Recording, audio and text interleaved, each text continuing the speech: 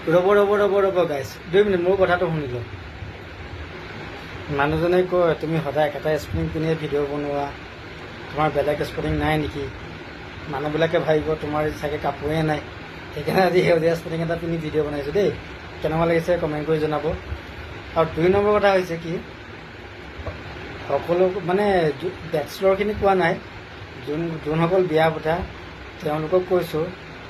মানুহজনে আপোনালোকক কি বুলি মাতে ঘৰত মোক কিন্তু যেতিয়া মানুহটো বুলি মাতে যেতিয়া নহয় মানুহটো কি কৰিছা মানুহটো এয়া ল চাহ খোৱা মানুহটো ভাত খাবলৈ আহা এনেকুৱা লাগে যে মই স্বৰ্গত আছোঁ যেন লাগে সেই শব্দটো শুনি বহুত ভাল লাগে তাইৰ মুখত মানুহটো এইফালে আহা